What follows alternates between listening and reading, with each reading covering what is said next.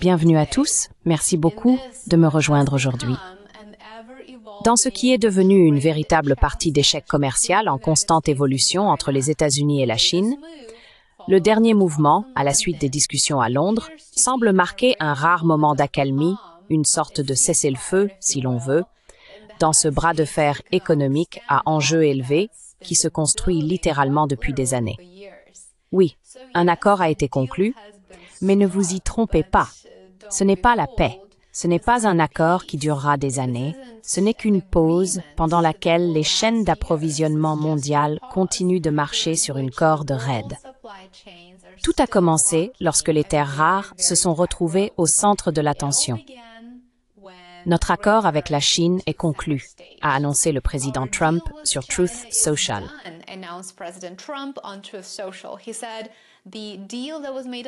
Il a déclaré que l'accord conclu à Londres marque la fin de la dernière flambée commerciale entre les États-Unis et la Chine, qui était bien sûr le résultat direct de ses propres politiques, de ses propres décisions. Après d'intenses négociations à Londres, qui ont duré 2 jours, la Chine a accepté de reprendre les expéditions d'éléments de terres rares et d'aimants vers les fabricants américains. Quelques heures plus tard, le Wall Street Journal a confirmé que Pékin délivrerait des licences d'exportation aux entreprises américaines. Cela est perçu comme un soulagement immédiat pour les industries américaines qui étaient littéralement au bord de la rupture, principalement les principaux constructeurs automobiles. Quel est, selon vous, le défi que posent certaines de ces discussions?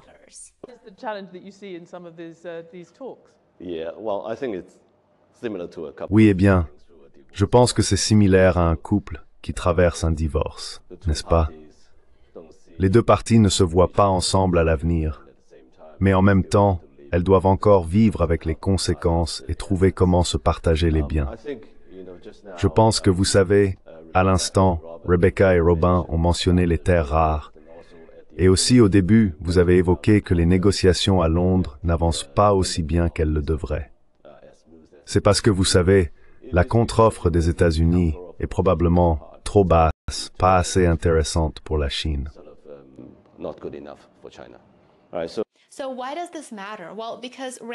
Alors, pourquoi est-ce important? Eh bien parce que les terres rares ne sont pas seulement des métaux non exotiques. Elles alimentent en réalité tout, des véhicules électriques aux avions de chasse, missiles, éoliennes, smartphones, tout ce que vous pouvez imaginer. Cet accord n'est donc pas tombé du ciel.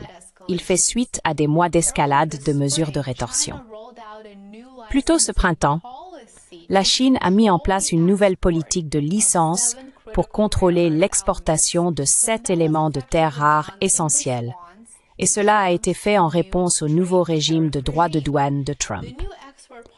Selon les responsables chinois, cette nouvelle politique d'exportation vise à renforcer la sécurité nationale, mais officieusement, à Washington, elle a été perçue comme une riposte aux mesures précédentes de Trump, qui consistaient, bien sûr, en des droits de douane massifs sur les produits chinois, atteignant brièvement jusqu'à 145%.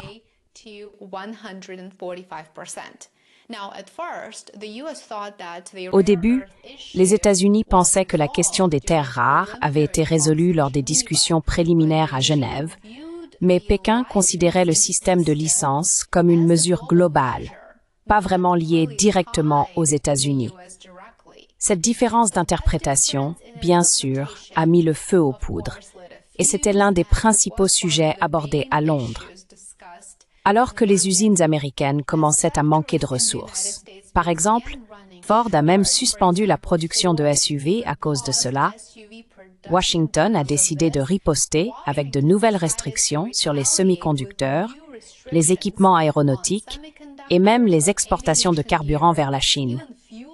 C'est à ce moment-là que Trump et Xi Jinping ont eu leur premier appel officiel, connu depuis le retour de Trump à la présidence pour un second mandat. Cela a préparé le terrain pour les discussions de Londres.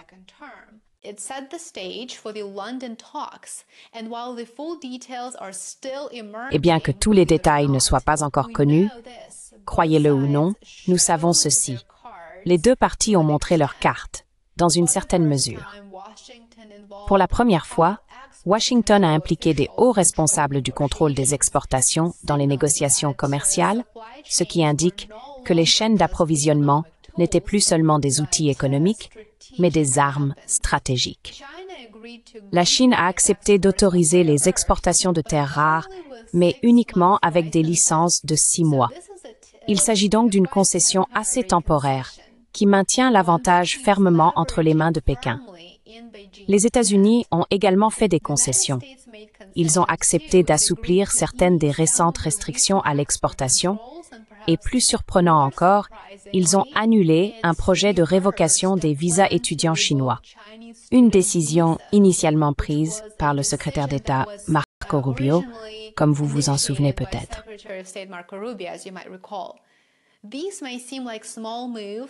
Cela peut sembler être de petits gestes, des pas très insignifiants, mais ils représentent en réalité des évolutions plus profondes, des changements tout à fait importants.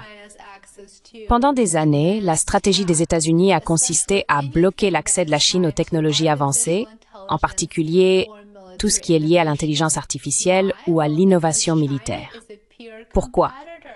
Eh bien parce que la Chine est un concurrent de même niveau, et de nombreux faucons anti-chinois diffusent l'idée que la Chine est un adversaire, ce qui prive les deux parties de la possibilité de négocier et de parvenir à un accord significatif. Bien sûr, il y a aussi la question de Taïwan, mais ce sujet est purement politique, donc nous ne l'aborderons pas aujourd'hui. C'est pourquoi ce que nous avons vu se produire à Londres est un réajustement, simplement un réalignement. Et cela permet aux deux parties de gagner du temps. Alors, qu'est-ce que tout cela signifie?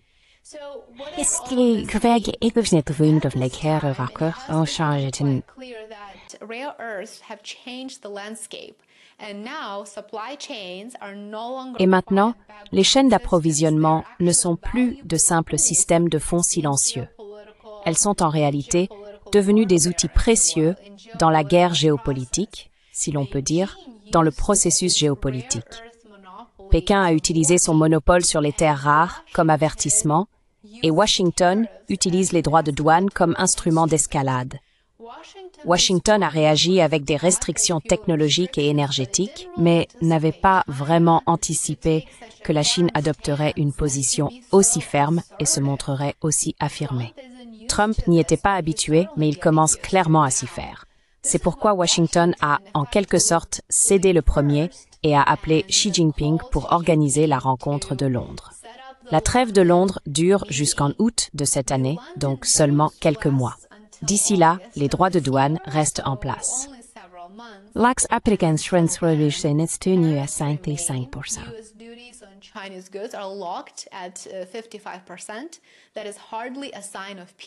Ce n'est guère un signe de paix, si vous voulez mon avis. Dites-moi ce que vous en pensez dans les commentaires ci-dessous. Et cet été, le secrétaire américain au Trésor Scott Bessent et le vice-premier ministre chinois, Li Feng, poursuivront les négociations, ce qui est très prometteur, c'est certainement la bonne chose à faire, et ils le feront probablement dans des capitales européennes. Mais il est assez clair que les tensions sous-jacentes n'ont pas vraiment disparu, elles ont simplement été mises en pause. Les États-Unis restent presque entièrement dépendants de la Chine pour certaines terres rares comme le samarium, un métal essentiel pour les systèmes de missiles. Cette vulnérabilité ne disparaît pas vraiment avec une licence de 6 mois. Comme je l'ai dit, les discussions longues plus qu'une pause.